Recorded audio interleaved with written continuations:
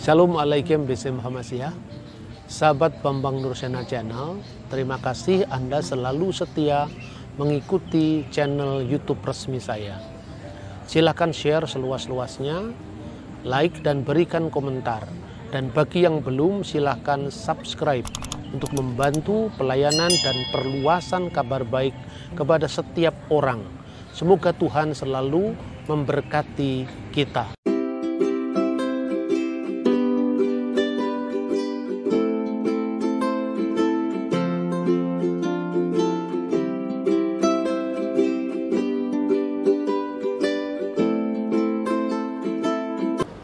Assalamualaikum warahmatullahi wabarakatuh.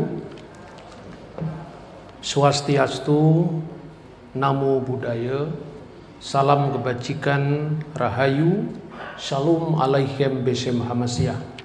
Salam sejahtera bagi saudara sekalian di dalam Kristus.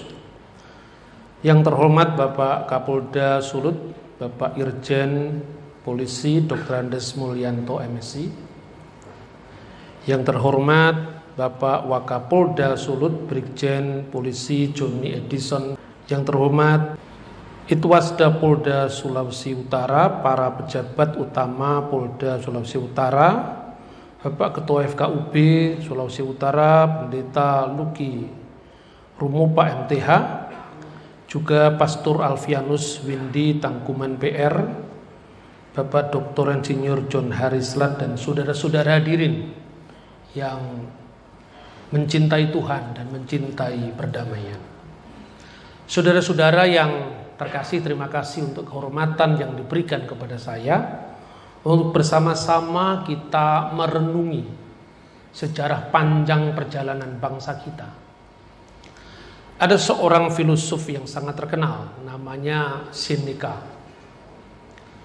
yang mengatakan bahwa di abad pertama itu ada pertarungan nilai-nilai, dan nilai-nilai yang saling bertarung itu sulit didamaikan tatkala setiap kelompok tidak ada yang memberi ruang kepada yang lain, seperti yang pernah juga dikatakan oleh Cicero. Pesannya itu kira-kira historia es magistra vitae, sejarah adalah guru kehidupan. Nah, saudara-saudara, kalau kita bayangkan, kita pikirkan, kita renungkan, kita ini sekarang mendiami wilayah yang namanya NKRI, dari Sabang sampai Merauke. Kapan kita ini mulai menjadi Indonesia sebetulnya? Tatkala kebangkitan nasional, bahkan pra kebangkitan nasional, orang Minahasa berjuang sendiri, orang Jawa berjuang sendiri, orang Sumatera berjuang sendiri. Tetapi kapan kita ini diikat, disatukan oleh nama Indonesia? Bahkan kita sepakat untuk bersama-sama hidup di wilayah teritori yang sekarang disebut Republik Indonesia. Bagi saya ini sebuah mukjizat, karena tidak terbayangkan antara Papua yang rasnya berbeda dengan yang di wilayah barat, antara Melanesia dan Polynesia, tapi disatukan menjadi Indonesia. Negara-negara Arab yang rasnya sama saja tidak bisa bersatu. Nah, marilah kita lihat sejarah panjang itu. Ketika para founding fathers kita itu mendeklarasikan bahwa Indonesia ini dibangun di atas dasar ketidaksamaan, tetapi bisa bersama-sama, maka semboyannya adalah Bhinneka Tunggal Ika. Dan Bhinneka Tunggal Ika itu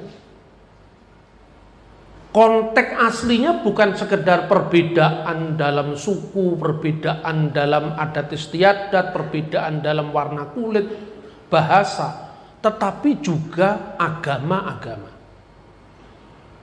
Itu diungkap pertama kali oleh seorang Rakawi, seorang pujangga besar yang namanya Empu Tantular, dalam bukunya yang berjudul Kakawin Purusada Santa yang lebih dikenal dengan Kakawin Sutasoma. Konteks aslinya itu kira-kira berbunyi demikian. Ruanika datu winuwus wara Buddha wiswa. Itu bahasa Jawa kuno. Biniki rakwaring apan kena parwanusen. Mangka jinatwa lawan siwatatwa tunggal. Binika tunggal ika tanhana dharma mangrua. Artinya apa? Bagaimana Siwa dan Buddha yang berbeda itu bisa dibedakan, sekalipun sebetulnya secara sekilas sulit dibedakan bagi orang awam. Tetapi the essence of Siwa and the essence of Buddha adalah tunggal. Binika tunggal ika, berbeda-beda itu satu itu. Jadi berbeda-beda tetapi satu. Tanhana dharma mangrua. Tidak ada kebenaran yang mendua. Jauh sebelum orang-orang barat di dunia barat ketika mereka masih perang salib dengan Timur Tengah, kita sudah punya filosofi yang agung yang namanya Binika Tunggal Ika. Dunia barat baru menyadari itu baru abad 19, 1882. Itu ada seorang nasionalis, bapak nasionalisme, namanya Ernest Renan. Dalam sebuah pidato di Sorbonne University, dia mengatakan, what is a nation? Apakah bangsa itu? Dia menyadari bahwa bahkan satu rumpun Kristiani antara Katolik sama Protestan saja tidak bisa saling rukun. Di saat seperti itu, negara barat mulai menyadari apa yang disebut multikulturalisme. 600 tahun sebelum itu kita sudah punya Binika Tunggal Ika. Jadi kita memiliki landasan sejarah yang jauh lebih tua. Bahkan juga kita pernah mengalami benturan-benturan yang diakibatkan karena perbedaan agama. Oleh karena itu jangan sekali-kali meninggalkan sejarah. Pada abad ke-7, ketika kerajaan Mataram kuno yang pusatnya di Jawa Tengah, Mataram Hindu, raja pertama namanya Sanjaya, raja kedua itu pindah agama, namanya Rakai Panangkaran. Dampak dari pindah agamanya Rakai Panangkaran itu terbelah antara Buddhisme dan Siwaisme. Yang Buddha ini menjadi agama resmi, yang Hindu ini menjadi agama rakyat. Diperlukan waktu yang cukup lama untuk kembali menyatukan perbedaan itu. Sampai pada zaman Rakai Pikatan, Raja ke-6, itu kemudian menikah dengan seorang putri dari Semaratungga, pendiri Candi Borobudur. Namanya adalah Pramudiawardhani. Perkawinan lintas agama itu yang kemudian menyatukan dua agama yang nyaris pecah negeri kita waktu itu. Sehingga lewat perkawinan lintas agama ini, kemudian Pramudiawardhani meresmikan Candi Borobudur sebagai candi Buddhis yang sampai hari ini terbesar di dunia. Dan yang kedua, suaminya membangun Candi Prambanan yang juga dikenal sebagai Candi Hindu. Perpecahan bisa dihindari karena apa? Karena kemajemukan dikelola dengan baik.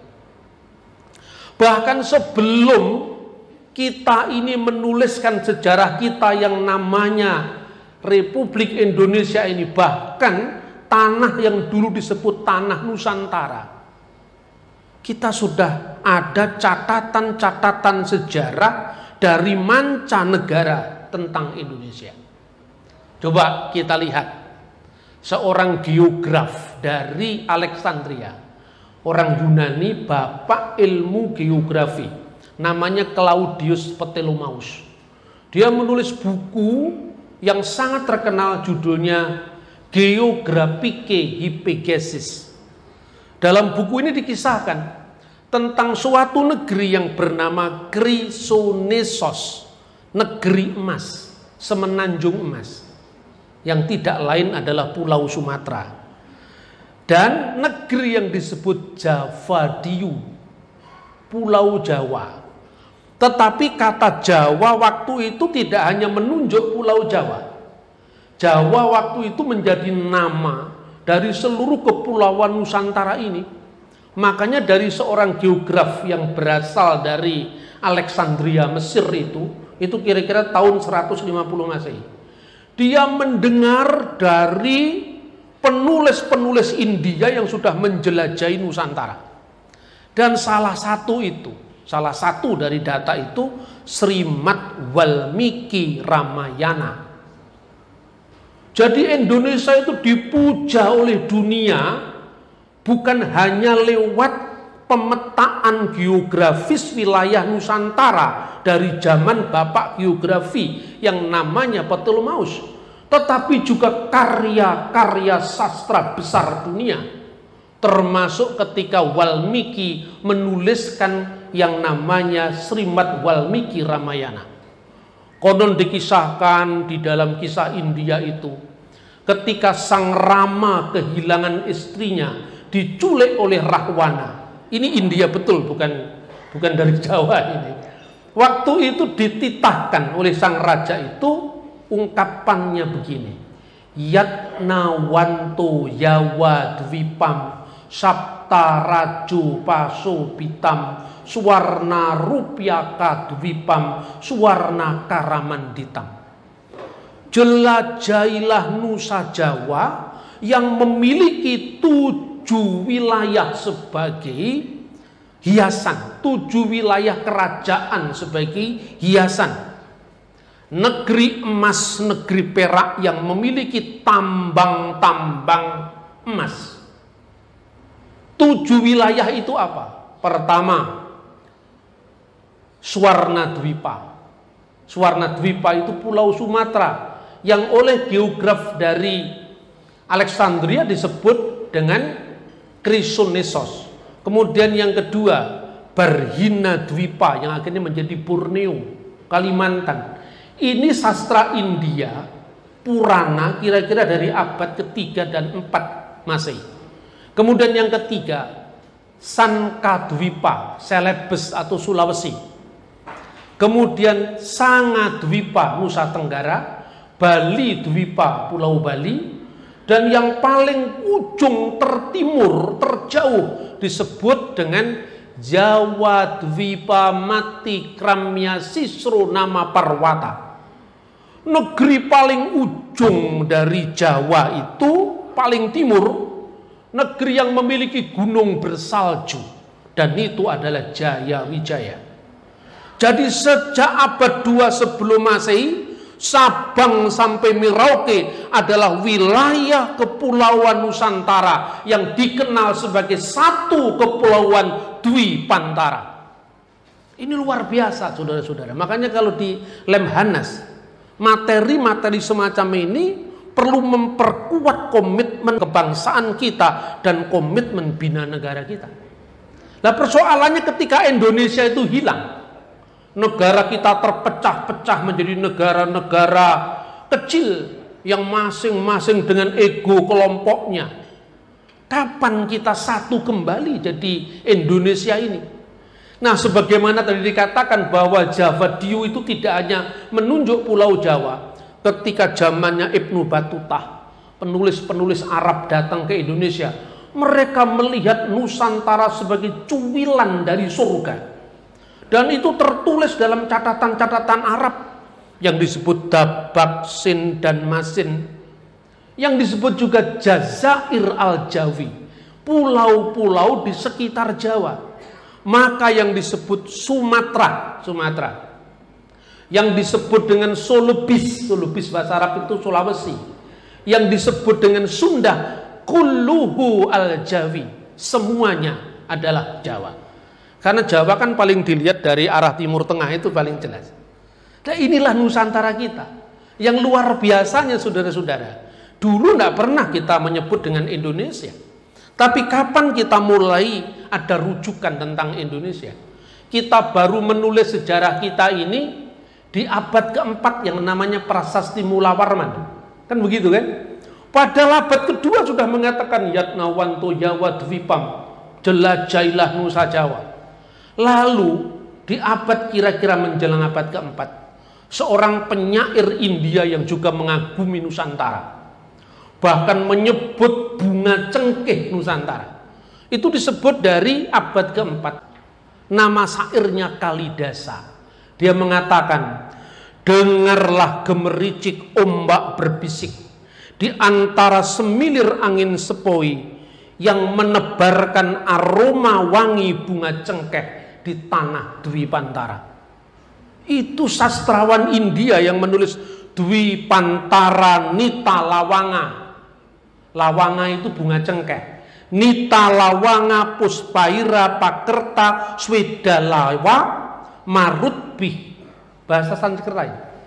Jadi di tengah-tengah semilir angin yang menebarkan wanginya aroma bunga cengkeh. Itu sebabnya sejak awal-awal abad Masehi, hasil kekayaan Nusantara itu dibawa ke Eropa lewat Timur Tengah yang disebut jalur sutra, lewat Cina. Lalu ke Petra ke wilayah Damaskus ke Eropa. Inilah Indonesia kita. Makanya Indonesia itu negara besar. Tidak hanya dikenang dalam sejarah, dalam geografi, tapi juga mitos dan sastra. Kenapa disebut mitos dan sastra? Saudara-saudara, kenapa lambang kita Garuda? Garuda itu burung universal. Ya, bahkan dalam kisah Jawa kuno, kalau Anda lihat candi-candi di Jawa, itu yang namanya burung Garuda itu menjadi simbol dari nasionalisme dan patriotisme. Dan ini munculnya pertama dari sastra India yang diterjemahkan dalam bahasa Jawa pasca perpecahan agama yang nyaris memporak-perandakan Mataram kuno itu. Maka dibuat proyek besar-besaran penerjemahan sastra yang dikenal dengan Mengjawakan Basya Mata. Maka dari India Mahabharat, kemudian jadi serat Mahabharata. Lalu di situ dalam proyek itu disebutkan tentang Sang Garuda. Konon Sang Garuda itu lahir dari ibunya yang namanya Dewi Winata. Ketika dia lahir, kenapa bangsa saya, bangsa Garuda itu menjadi diperbudak oleh ular-ular? Itu namanya juga mitologi. Ular-ular itu adalah keturunan atau anak-anak Dewi Kadru yang melambangkan penjajahan, melambangkan imperialisme, kolonialisme. Lalu Sang Garuda setelah mencapai tirta amerta dari surga, membebaskan ibunya dari penindasan asing. Itulah sebabnya para bapak bangsa, para founding fathers kita mengangkat simbol Garuda ini sebagai pemersatu Indonesia dengan sesanti Bhinneka Tunggal Ika, berbeda-beda tetapi satu. Lalu di dalam Adiparwa dari zaman Mataram kuno itu dikatakan, setelah selesai menuntaskan, memparipurnakan tugasnya, membebaskan sang ibu dari penjajahan, maka pulanglah Garuda ke surga. Saya cari-cari surganya, mana alamatnya, sampai ada lagunya, di mana letak surga itu. Loh, itu kan lagunya Agnes Monica. Tapi artinya kata-kata ini bisa diterapkan di mana rumahnya Garuda yang tidak lain disebut sebagai seorang yang sangat-sangat patriotik itu. Sampai di India itu ditembangkan. Tat Puru Jaya Fitmahe Swarna Pacaya Dimahe Tanu Garuda Pracodayat, Tanu Garuda Pracodayat. Wahai Sang Garuda, berikan kami pencerahan. Wahai Sang Garuda, berikan kami pencerahan. Pencerahan kepada siapa? Kepada Tatpurusa, kepada Dia yang satu, yang hidup abadi. Itu jalan menuju kepada Tuhan. Lalu disebut Paccaya Purusa yang agung itu disebut burung emas. Dan rumahnya ternyata di dalam Kiskenda Parwa, yaitu bagian dari Ramayana, rumahnya di tanah tempat kapas atau pohon-pohon randu tumbuh. Itu tidak lain adalah tanah Nusantara. Jadi negeri ini seolah-olah dipersiapkan Tuhan dengan cukup sandang, makanya lambangnya kapas, rumahnya Sang Garuda, cukup pangan maka disebut sebagai bumi Jawa yang artinya tumbuh-tumbuhan biji-bijian. Tetapi juga kita memiliki kekayaan cengkeh, kita memiliki Swarna Rupiah Kadwipam, tambang-tambang emas. Mari kita rawat kemajemukan kita ini. Jangan sampai yang pernah terjadi perpecahan agama yang nyaris memporak-porandakan Mataram kuno diulang lagi ketika baru muncul agama-agama masuk ke Indonesia. Tetapi bangsa kita ini bangsa yang ramah. Semua bersaudara kata orang Minahasa. Kalau di Bali nyame beraya, semuanya menjadi satu. Ya, itu disebutkan dalam naskah Sunda kuno dari abad ke-8. Semua agama diberi salam. Makanya tidak salah kalau saya mengucapkan Assalamualaikum, Shalom alaikum. Artinya sama, semuanya damai.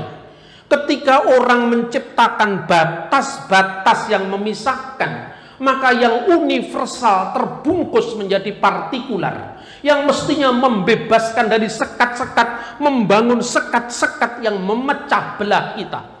Itu disambut dengan sangat ramah ketika naskah Sunda yang namanya Siska Kanda Engkarasian mengucapkan bagi orang Hindu, Hungkara nama Siwa, salam kepada Siwa. Tetapi juga sembah ing hulun di Sang Panca Tathagata kepada agama Buddha. Semuanya apa? Untuk kebaikan kita semua. Makanya Indonesia ini disadari menjadi satu. Dulu namanya Dwipantara. Dwipa artinya pulau-pulau, antara pulau-pulau di seberang. Maksudnya di seberang yang dilihat orang India. Nusa Antara. Nusa itu pulau-pulau, antara pulau-pulau di seberang. Maka ketika tahun 1849 seorang etnolog ya yang memberi nama itu Melayunesia atau Indonesia. Tetapi ungkapan itu dikritik oleh Logan. Logan itu seorang ahli etnologi yang mengatakan sebaiknya kita namakan Indonesia. Itulah identitas kita. Sampai nanti nama Indonesia itu mengikat kita semua. Lalu muncullah yang namanya Sumpah Pemuda. Kita ini satu tumpah darah, satu bangsa, satu bahasa, yaitu Indonesia. Saudara-saudara buka buku-buku sejarah. Tahun 1928 itu orang belum tahu wilayah kita. Orang Sulawesi masih berjuang demi daerahnya. Orang Jawa Trikoro Darmo masih berjuang demi wilayahnya. Orang Sumatera berjuang demi wilayahnya. Yong Islaminten berjuang demi Islamnya. Tetapi kita diikat dengan kesatuan yang namanya Indonesia itu mulai kapan? Ketika kesadaran bahwa semua perjuangan yang dasarnya adalah provinsialistik, sukuistik itu tidak pernah berhasil. Sampai kemudian Indonesia menggegap gempitakan semangat kita bersama. Apabila kita bersatu, maka kita akan meraih kemenangan tidak lama lagi. Dan hasilnya itu adalah proklamasi 17 Agustus 1945. Mari kita belajar dari sejarah. Jangan pecah lagi negeri ini. Jangan buat Ibu Pertiwi menangis karena apa? Yang dulu pernah terancam dengan rangkai penangkaran ketika pindah agama. Orang beragama itu sesuatu yang paling pribadi. Sekarang kalau saya melihat dunia medsos prihatin, saudara-saudara. 5 artis pindah agama. Yang ketiga miris sekali. Yang miris apanya? Itu perjalanan sejarah yang panjang, soal yang terlampau pribadi. Jangan dijadikan tema. Orang pindah agama biar sajalah, tidak usah dihebohkan. Ini bisa merusak dan memecah belah kesatuan kita. Orang mau memilih Islam silahkan, mau memilih Kristen silahkan, kata Bung Karno. Sentosakah engkau dengan pilihanmu masing-masing. Tetapi yang penting agama adalah buah-buah roh yang kita berikan kepada setiap orang. Dalam semangat Natal ini kita menyebut firman Tuhan yang diucapkan oleh malaikat kepada para gembala. Gloria in excelsis Deo. Segala kemuliaan bagi Allah di tempat yang tinggi. Et in terra pac hominibus bonae voluntatis. Dan damai di bumi bagi manusia, tidak ada bagi orang Kristiani. Tidak hanya bagi orang-orang Kristen saja, tapi bagi manusia yang berkenan kepadanya. Wa alal artis salam wa bin nasil masarot dalam terjemahan bahasa Arab. Maka pesan Natal adalah pesan kebersamaan. Pesan Natal adalah pesan kebangsaan. Pesan Natal adalah pesan bahwa setiap manusia adalah bersaudara. Kiranya Natal ini membebaskan kita dari sekat-sekat primordialisme, dari sekat-sekat fanatisme agama yang pengap sempit, tetapi menjadi Indonesia yang berlapang dada, menerima perbedaan, menerima kemajemukan sebagai fitrah Tuhan. Tidak ada Indonesia tanpa Bhinneka Tunggal Ika. Tidak ada NKRI tanpa Pancasila. Karena itu mari kita sambut momentum Natal ini dengan kita selalu menjaga, memantapkan kerukunan kita sebagai bangsa. Tuhan memberkati kita. Shalom alaikum Beshem Hamasyah. Salam sejahtera untuk saudara-saudara sekalian.